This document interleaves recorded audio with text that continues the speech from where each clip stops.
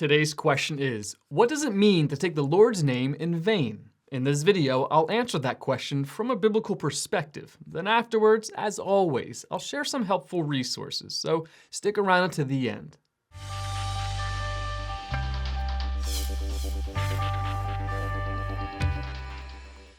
Although many people believe taking the Lord's name in vain refers to using the Lord's name as a swear word, there is much more involved with a vain use of God's name. To understand the severity of taking the Lord's name in vain, we must first see the Lord's name from His perspective as outlined in Scripture.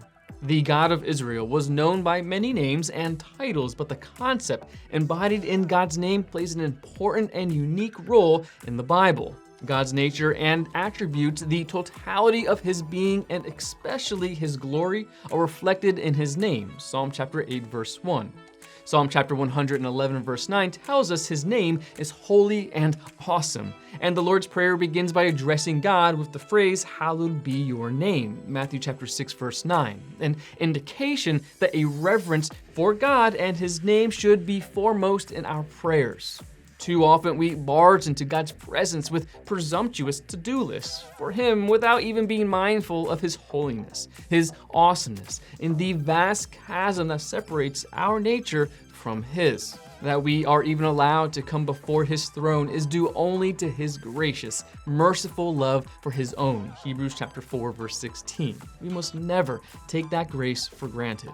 Because of the greatness of the name of God, any use of God's name that brings dishonor on Him or on His character is taking His name in vain. The third of the 10 Commandments forbids taking or using the Lord's name in an irreverent manner because that would indicate a lack of respect for God Himself. A person who misuses God's name will not be held guiltless by the Lord, Exodus chapter 20, verse 7. In the Old Testament, bringing dishonor on God's name was done by failing to perform an oath or vow taken in His name, Leviticus chapter 19, verse 12. The man who used God's name to legitimize his oath and then broke his promise would indicate his lack of reverence for God as well as a lack of fear of His holy retribution. It was essentially the same as denying God's existence. For believers, however, there is no need to use God's name to legitimize an oath, as we are not to take oaths in the first place, letting our yes be yes and our no be no, Matthew chapter 5, verse 33 through 37. There is a larger sense in which people today take the Lord's name in vain. Those who name the name of Christ, who pray in His name, and who take His name as part of their identity, but who deliberately and continually disobey His commands, are taking His name in vain. Jesus Christ has been given the name above all names, at which every knee shall bow, Philippians chapter 2, verses 9 through 10. And when we take the name Christian upon ourselves, we must do so with an understanding of all that it signifies. If we profess to be Christians but act, think, and speak in a worldly or profane manner, we take His name in vain.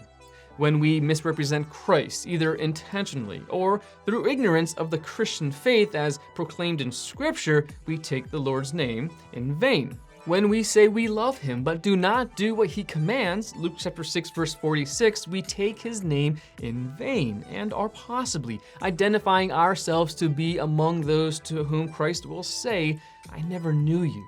Away from me," in the day of judgment. Matthew chapter 7, verse 21 through 23. The name of the Lord is holy, as He is holy. The name of the Lord is a representation of His glory, His majesty, and His supreme deity. We are to esteem and honor His name as we revere and glorify God Himself. To do any less is to take His name in vain. Want to learn more? Subscribe so you don't miss the next video. Visit godquestions.org for more great content and check out the details section below this video. There's one book I recommend along with several related questions. If you'd like to learn about Bible Munch or if you're interested in bite-sized devotionals, subscribe to Bible Munch on YouTube. It's linked right here. Now remember, got questions? The Bible has answers and will help you find them.